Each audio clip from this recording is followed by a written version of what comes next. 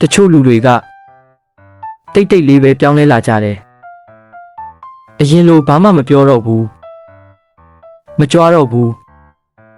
ပင်ပန်းနေတဲ့အခါတိတ်တိတ်လေးနားတက်လာတယ်စိတ်တက်ကြနေရင်ကိုယ်တိုင်ပဲခံတက်လာတယ်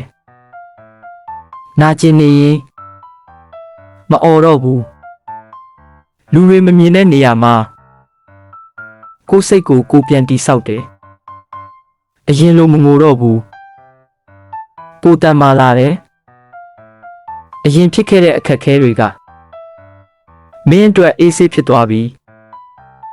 မင်းကိုပိုကောင်းတဲ့လူတစ်ယောက်ဖြစ်အောင်လုပ်ပေးခဲ့တာပါ